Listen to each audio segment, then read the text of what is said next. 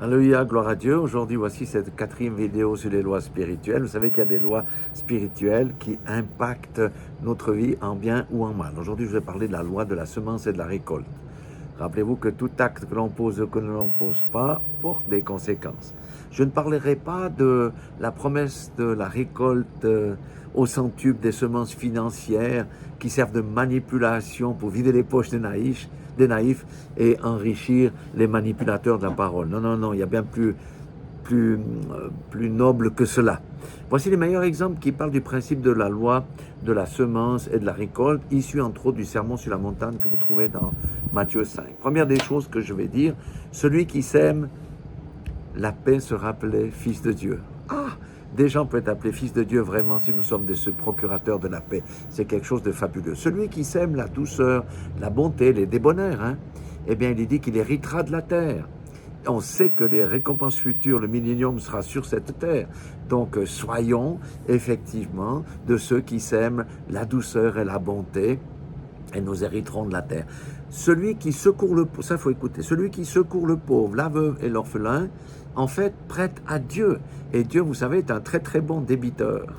Et il recevra toujours le secours au temps propice. Pourquoi? Parce que le bien que tu fais te reviendra toujours en retour sur toi et sur ta famille.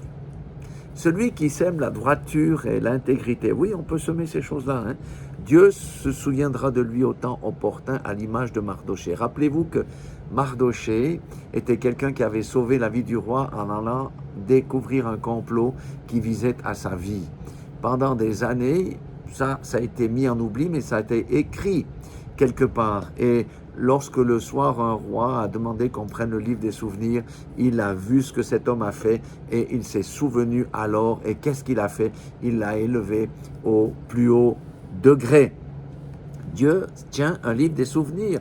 Pourquoi? Parce que lorsque nous sommes dans des situations pénibles, difficiles ou sous les attaques de l'adversaire, Dieu se souviendra toujours de ce que nous avons fait pour lui, pour les pauvres, pour les prisonniers, les enfants et les autres humains rejetés envers lesquels nous avons manifesté de la compassion. Rappelons-nous ceci, c'est très important. Celui qui sème l'amour envers son prochain, qu'est-ce qu'il va récolter celui-là? Eh bien, il va récolter la grâce et la faveur de Dieu pour lui et pour sa famille. Celui qui sème la générosité, qu'est-ce qu'il va récolter? Il va récolter le soutien de Dieu dans les temps de famine. Ne croyez pas que si vous avez semé 1 000 €, vous allez récolter 10 000 € la semaine prochaine. C'est pas comme ça que ça marche. Celui qui est généreux enrichit son compte au ciel. Et quand il y aura des périodes difficiles, le Seigneur ne vous laissera jamais manquer de rien. Dieu n'est pas ingrat. Ne soyons pas comme tous ceux qui disent toujours « donne, donne, donne, donne, donne » et qui ferment le poing lorsqu'il s'agit de donner et d'être généreux. Ça, c'est l'ingratitude.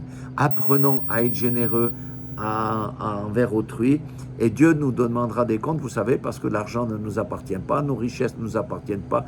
Nous sommes juste l'intendant des richesses du Seigneur sur cette terre et Dieu va nous demander des comptes. Voilà la loi de la semence. La loi de la semence et de la récolte. Celui qui sème le vent, qu'est-ce qu'il récolte? À contrario, il sème la tempête.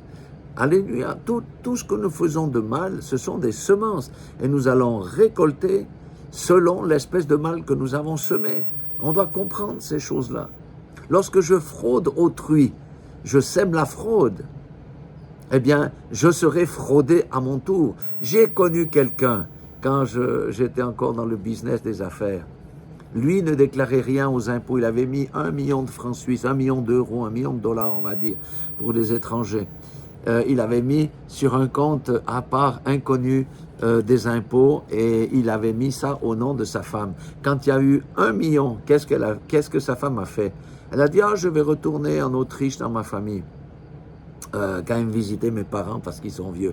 Elle a vidé le compte, elle a disparu de cet homme et cet homme s'est retrouvé sans le sou. Un fraudeur sera toujours fraudé. Mon frère, ma soeur, quoi que tu fasses, en bien ou en mal, évite de faire le mal parce que si tu fais le mal, tu récolteras le mal. Mais si tu fais le bien, tu récolteras le bien. Soyez tous fortifiés. C'est l'occasion de regarder comment nous fonctionnons, ce que nous faisons et d'aligner nos voies sur les voies de l'Éternel. Dieu vous aime, je vous aime aussi. Soyez tous bénis dans le nom puissant de Jésus-Christ de Nazareth. Amen.